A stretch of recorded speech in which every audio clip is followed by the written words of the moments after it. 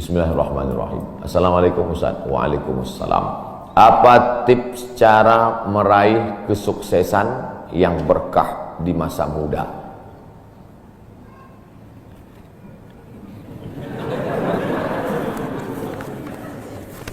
Saya tidak pernah bercita-cita menjadi apapun. Cita-cita saya dulu cuma satu, bagaimana membahagiakan orang tua. Itu saja. Ya Allah, aku sekolah, tak tahu dulu pulang mau jadi apa. Yang penting bisa membahagiakan orang tua. Itu saja. Jadi setelah itu sampai, ya sudah. Bisa menyenangkan hati orang tua. Bisa, itu saja. Maka saya sampaikan di kampus-kampus kepada mahasiswa, kalian kalau belum bisa membahagiakan orang tua, jangan menyusahkan orang tua. Ini kadang baru ngelihat namanya aja di HP dah kumat darah tinggi maknya.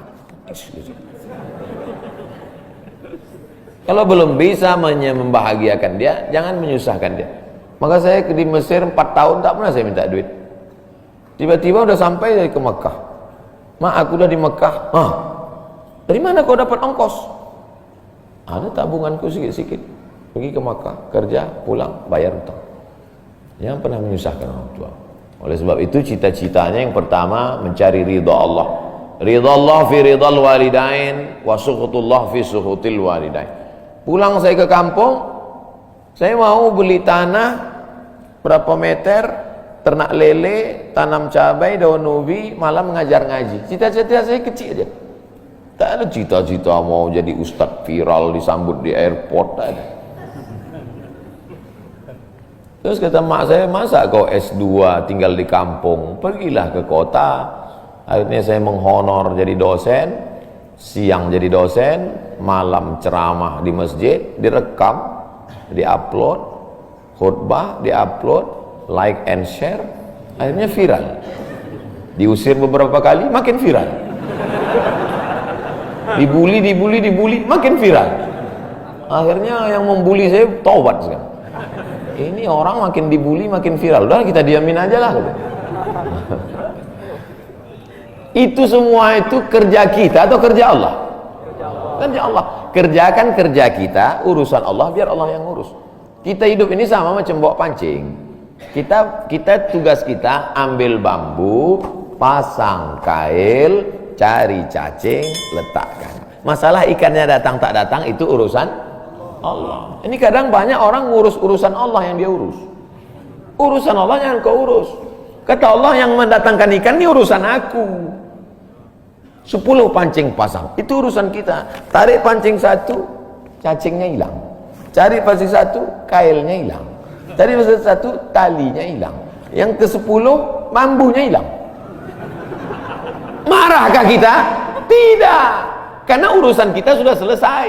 Serahkan urusan Allah. Pulang ke rumah, rupanya Allah mau kasih kita bukan ikan mentah, tapi ikan masak.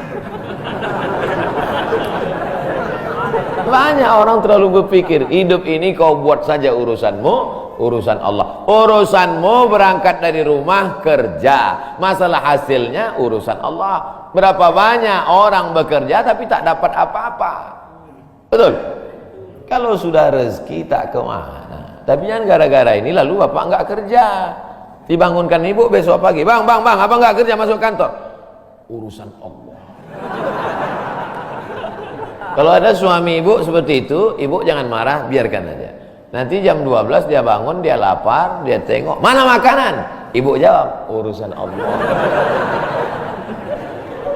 Harus ada usaha dan ikhtiar.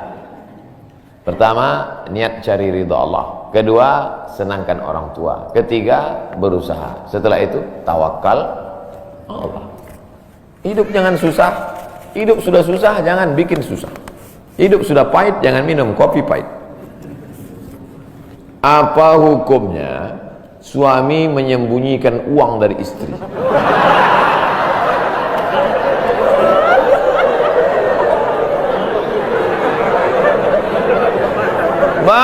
Bang, kata istrinya.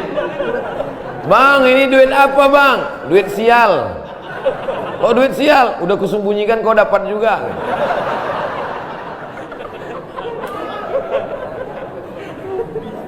Bapak menikah sama ibu, ibu menikah sama bapak, apakah hartanya jadi satu atau harta masing-masing?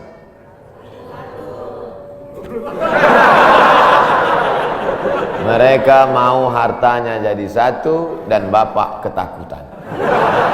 Itu yang saya baca. Sekarang kita baca ayatnya. Walakum nisfu ma taraka azwajukum illam yakul lahunna walad. Kalau istrimu meninggal kau dapat 50% hartanya kalau tidak ada anak. Fa in kana lahunna waladun, kalau dia punya anak, falakumur rubu'u, kamu dapat 25%. Sekarang saya tanya, hartanya nyatu atau pisah?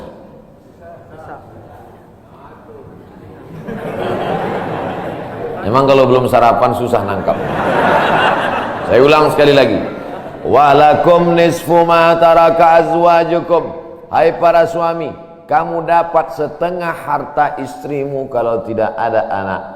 Fa in kana lahunna waladun, kalau ada anak kamu dapat 1/4. Artinya hartanya misal. Harta bapak beda, harta ibu beda. Ibu kerja, punya kebun, punya tanah, punya speedboat, itu harta dia. Bapak punya usaha, harta bapak. Meninggal ibu, 50% untuk bapak. Apa beda harta ibu dengan harta bapak? Di dalam harta bapak ada hak ibu, dalam harta ibu tidak ada hak bapak. Takbir. Saya ulang sekali lagi. Ibu menikah dengan bapak, bapak menikah dengan ibu, ibu bawa harta, bapak bawa harta. Bedanya apa? Dalam harta bapak ada hak ibu, dalam harta ibu tidak ada hak bapak.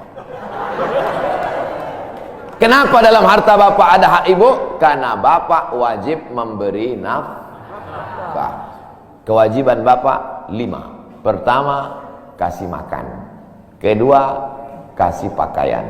Ketiga, kasih tempat tinggal. Keempat, kasih pendidikan. Kelima, kasih perhatian. Lebih dari yang ini, itu bukan milik mereka lagi. Jelas?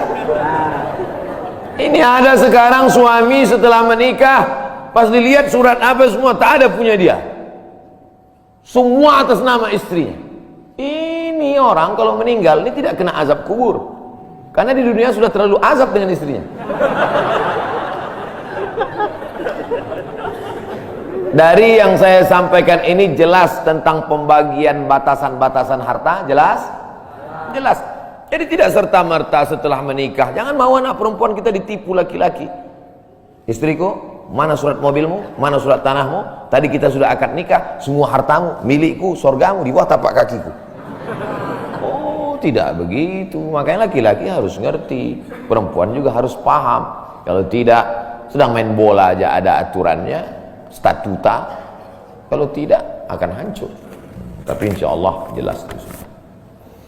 Pak Ustadz minta tolong doakan ibu saya, sudah lama sakit. Nanti kita doakan di akhir majelis. Bukan cuma ibu bapak, ibu-ibu semua kita doakan.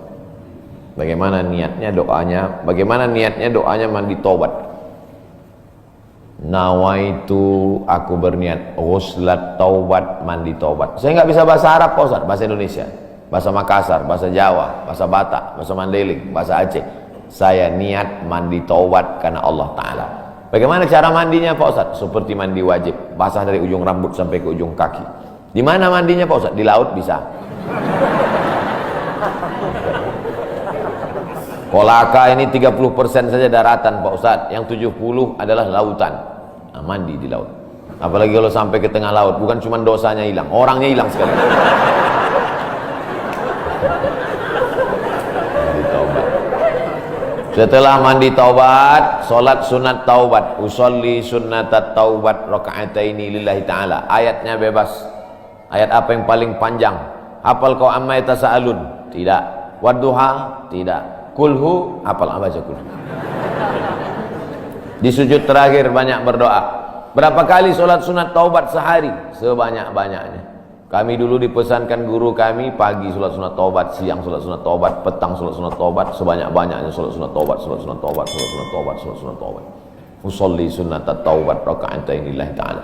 Ma min muslimin yudhnibu dzamban, ada orang yang silap salah berbuat dosa, summa yatatahhar, bersuci, berwudu, mandi, taubat, summa yusolli raka'ataini, sholat sunat 2 rakaat, summa yastaghfirullah, minta ampun kepada Allah, illa ghafarallahu lah, Allah mengampunkan dosa-dosanya. Bulan Rajab banyak-banyak taubat, bulan Sya'ban tingkatkan ke taubat, masuk ke dalam bulan Ramadan insyaallah mendapatkan Lailatul Qadri khairum min alfi syahr.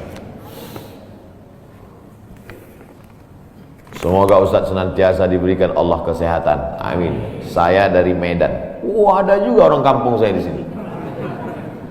Bagaimana cara bakti seorang anak, cara membahagiakan orang tua berjarak jauh dengan kita, sedangkan bertemu dekat bersama orang tua mungkin hanya 1 tahun sekali, Idul Fitri saja, karena harus bekerja di PT Antam Tbk Sulawesi Tenggara. Ada sesuatu yang tak bisa kita bayar dengan uang, tak bisa dibayar dengan uang. Yang bisa merasakan ini orang yang orang tuanya sudah meninggal, yang masih hidup tak bisa. Lam ya'rif man lam yadhuq, yang tak pernah merasakannya tak bisa menceritakannya, karena tak bisa dirasakan. Setelah orang tua itu tak ada, barulah kita rasa dunia ini hampa, tak ada guna. Duit itu tak ada gunanya, mobil itu tak ada gunanya, rumah itu tak ada gunanya, apapun tak ada gunanya. Waktu dapat saya gelar doktor dari Sudan, pulang saya ke rumah, tak ada gunanya, tak bisa lagi diceritakan. Dulu apapun yang dapat diceritakan, mak, aku dapat sorban dari mak, aku dapat peci.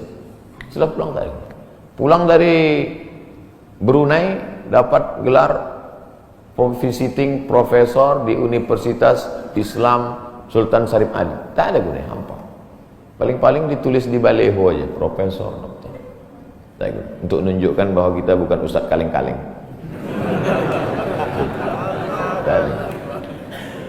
Nanti setelah dia tidak ada, barulah kau cari mana kain yang pernah dia pakai dulu, mana sajadah yang dulu dia pakai waktu sholat, di mana dia dulu sering duduk. Bekas tempat duduknya aja pun bisa menghilangkan rindu. Bekas tempat dia duduk dulu, tempat dia duduk makan kacang sambil minum teh, duduk kau di situ bisa menghilangkan rindu. Quran yang dia baca dulu lengkap dengan rehalnya, bangun kau tengah malam, kau bentang sajadah, duduk kau di situ, kau buka Quran yang dia baca dulu, hilang rindu. Tapi setelah dia tak ada, makanya mumpung dia masih ada, ciumlah tangannya, peluklah badannya, ciumlah keningnya. Kalau kau ada duit, kirimlah. Tak bisa, karena cari makan jauh Pak Ustaz, mesti terbang dari Sumatera sampai kemari. Apa boleh buat? Memang begitu kondisi ekonomi kita sekarang. Allah tidak marah, tapi kalau kau mampu, kirimlah. Siapa orang yang kira-kira bisa digaji, dibayar untuk memasakkan dia di rumah? Berkirimlah. Karena sampai masanya nanti duit yang banyak itu tidak ada gunanya. Sebanyak apapun kau simpan, tak ada rasanya lagi, hampa, tak ada gunanya. Maka mumpung dia masih ada, Idul Fitri paksa-paksakanlah pulang. Mahal tiket pesawat, tabunglah, teleponlah. Masih ada dia menyambut teleponmu, berikan HP yang kira-kira lama dia pakai, tinggalkan, mak, ini chargernya, ini handphonenya, ini baterainya, persiapan kalau rusak pasangkan di sini. Nanti kalau aku telepon, sampai masanya nanti handphonenya berbunyi tapi tak ada yang angkat. Selagi dia masih ada, senangkanlah hatinya, kirimkanlah kain. Kain itu tidak akan dia pakai, tapi insya Allah menyenangkan hati dia. Ketika hatinya lapang, lapang rezeki. Ketika hatinya senang, senang hidup. Tapi kalau sudah hatinya sempit, meleleh air matanya rindu karena tak pernah kau telepon, disitulah awal azab Allah datang. Kau akan berenang dalam kesengsaraan. Mudah-mudahan Allah mengampuni dosa kita semua, dosa ibu bapa. Ala hazihi niyah al-Fatihah. A'udzubillahi minasyaitonir rajim. Bismillah. Alhamdulillah rabbil alamin. Ar-Rahmanir Rahim. Maliki yaumiddin. Iyyaka na'budu wa iyyaka nasta'in. Ihdinas siratal mustaqim. Shiratal ladzina an'amta 'alaihim ghairil maghdubi 'alaihim waladdallin. Amin. Rabbana ighfir lana dzunubana, ampunkan dosa kami ya Allah. Wali abaina, ayah kami ya Allah. Melepuh kulitnya untuk menyekolahkan kami, tak dapat kami balas budi baiknya ya Allah. Wali ummahatina, ummak kami, 9 bulan 10 hari kami dikandungnya, 2 tahun kami disusukannya, mengalir darahnya dalam badan kami, tak dapat kami balas. Tak dapat kami balas kebaikannya, sekali teriakannya saat mengeluarkan kami ke alam yang fana ini, tak dapat kami balas kebaikannya ya Allah. Kalau dia masih hidup, sahih jasadaha, sehatkan badannya, qawi imanaha, kuatkan imannya, ar-rahmazubhal istiqamata, berikan dia istiqamah dalam iman dan Islam. Kalau dia sudah meninggal dunia, lapangkan kuburnya ya Allah. Nawwir qabraha, terangkan makamnya ya Allah. Allahumma ja'al qabraha radatan min riyadil jinan, jadikan kuburnya salah satu dari taman-taman surga.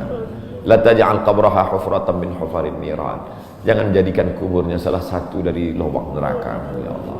Allahumma ja'al abana'ana barina liwalidiha, jadikan anak-anak kami anak-anak yang berbakti kepada orang tua. Allahumma hafazhum min kulli su' wa syarr, jaga anak-anak kami dari segala perbuatan maksiat dan dosa ya Allah.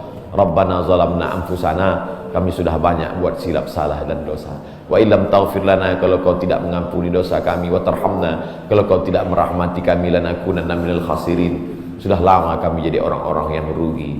Allahumma ja'alna minat tawabin, jadikan kami orang yang bertaubat di bulan mulia ini ya Allah. Wa ja'alna minal mutatahhirin, jadikan kami orang yang mensucikan hati. Wa ja'alna min ibadikas salihin, jadikan kami hamba-hambamu yang salih.